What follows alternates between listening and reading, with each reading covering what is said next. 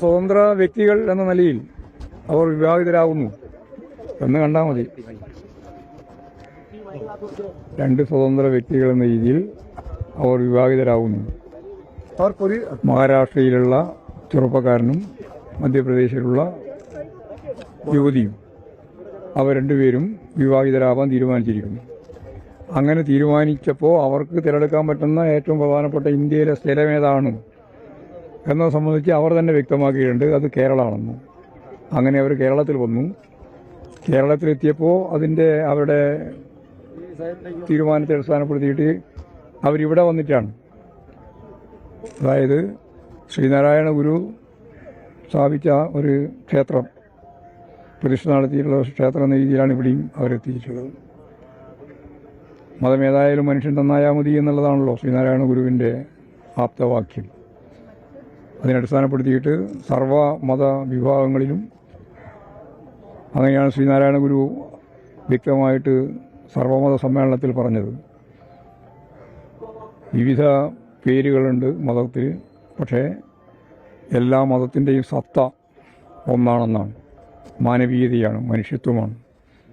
ആ മനുഷ്യത്വത്തെ അടിസ്ഥാനപ്പെടുത്തിയിട്ട് മുമ്പോട്ടേക്ക് പോകാൻ ആജ്ഞ നൽകിയ മഹാഗുരുവാണ് ശ്രീനാരായണ ഗുരു.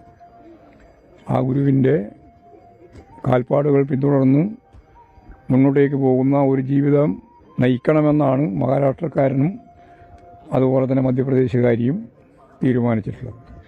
ആ തീരുമാനത്തെ മനുഷ്യൻ പൊതുവെ, സമൂഹം പ്രത്യേകിച്ച് പൂർണ്ണമായ അർത്ഥത്തിൽ പിന്തുണ നൽകുന്നു എന്നുള്ളതിന് സാക്ഷി നിൽക്കുന്ന നാടാണ് കേരളം.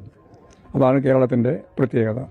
ഈ കേരള സ്റ്റോറി സിനിമയിലൊക്കെ മറ്റൊരു കേരളത്തെയാണ് അവർ വരച്ചു കാട്ടാൻ ശ്രമിച്ചത്. അതിനുള്ള മറുപടിയായി ഇത്തരം കാര്യങ്ങൾ മാറും. ഇതാണ് യഥാർത്ഥ കേരള സ്റ്റോറി.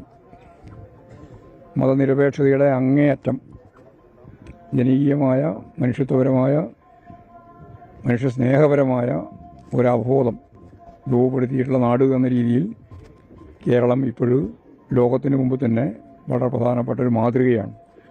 ആ മാതൃക അതേപോലെ തന്നെ നിലനിർത്തി മുന്നോട്ടേക്ക് കൊണ്ടുപോകാനാണ് ഇടതുപക്ഷക്കാരും കമ്മ്യൂണിസ്റ്റുകാരും ഞങ്ങളെല്ലാം ആഗ്രഹിക്കുന്നത്.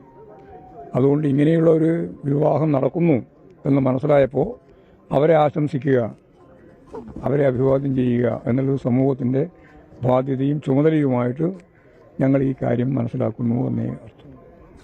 ലോകത്തെവിടെയായാലും ഏത് സമയത്തും 24 വാർത്തകളും ഓഗ്മെന്റഡ് റിയാലിറ്റി പാക്കേജുകളും എക്സ്പ്ലെയിനറുകളും വിശദമായി കാണാൻ ഞങ്ങളുടെ യൂട്യൂബ് ചാനൽ നിങ്ങൾക്ക് സബ്സ്ക്രൈബ് ചെയ്യാം.